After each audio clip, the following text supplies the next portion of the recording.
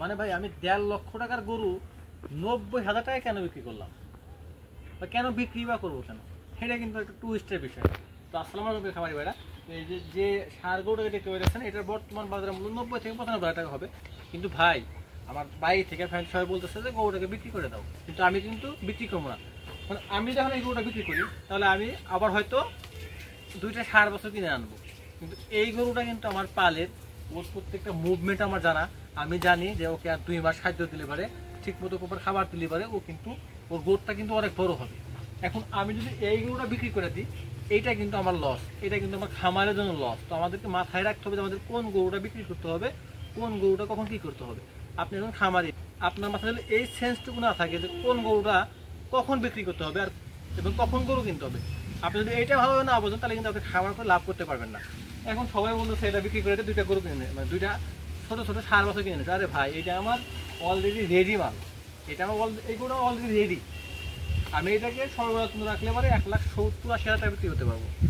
আমি যদি এখন 90,000 টাকা গরু কিনে নিয়ে আসি, আমি গরু কিন্তু অবশ্যই মানে খুব একটা কিন্তু আমাদের মানে প্রান্তিক পর্যায়ে খামারে আছে, আমরা কিন্তু গরু কিনে খুব একটা লাভ করতে পারি না। অথচ গরু বিক্রি করতে গেলে ঠিকই লস করি, 2-3 হাজার টাকা লস করি।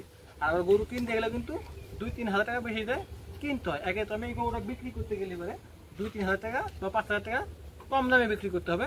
আবার 2টা গরু কিনতে গেলে আমার 5,000 টাকা বেশি দিয়ে কিনতে হবে। এর চেয়ে ভালো আমি এই গরুটাকে রেখে দিই, আমি ওর পিছনে আরও বেশি টাকা খরচ করি, ওকে আর 4-5 মাস পালি, তারপর দেখি কী হয়। তো এইটা হচ্ছে আমার প্ল্যান। আমাকে এখন এই গরুটাকে 1.5 লাখ টাকা বলে আমি এটাকে বিক্রি করবো না ভাই, কারণ এটা আমি শেষ দেখে ছাড়বো। আমার চিন্তা ভাবনা আছে এটাকে অনেক বড় করতে, সেটা হতে পারে সর্বনিম্ন 1,70,000-80,000 টাকা। যদি এই পরিমাণ পর্দা নিতে পারি আল্লাহর রহমতে, তাহলে আমি ওকে বিক্রি করবো।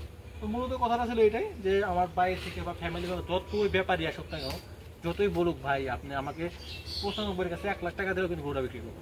আপনারা কখনোই রেডি গরু বিক্রি করবেন না, যেটা আপনারা লালন পালন করলে পরে 2-1 মাসের ভিতরে অনেক বেশি গ্রোথ বাড়বে, এই ধরনের গরু বিক্রি করবেন না। আপনি ওই গরুটাই লালন পালন করেন, দুইটা গরু কেনার চাইতে ওইটাই লালন পালন করেন। ওইটার সাথে কি হবে কি, ওটা আপনি আসবেন আমি ওটাকে ভ্যাকসিন করছি, আমি ওটাকে কীটনাশক করছি, আমি সব কিছু করছি, ওটাকে আমি কেন বিক্রি করবো ভাই।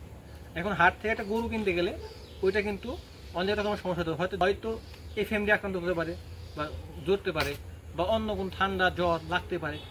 যেহেতু এখন একটা সিজনটা অনেক খারাপ, তো সেজন্য আমি এখন আমার এই গরুটা বিক্রি করে আরও 2টা গরু কেনার কোনো ইচ্ছা নাই। যদিও আমি একটা গরু কিনতে যাচ্ছি, সেটা আমার যদি ক্যাশ হয় আমি ওই টাকাটা কিনবো ইনশাল্লাহ। তো সবাই ভালো থাকেন, সুস্থ থাকেন। আসসালামু আলাইকুম রহমতুল্লাহ। যদি ভিডিওটা ভালো লাগে করবেন একটা লাইক এবং আপনার কমেন্ট বক্সে আপনার মূল্যবান মতামত জানাবেন এবং চ্যানেল নতুন হলে অবশ্যই সাবস্ক্রাইব করবেন।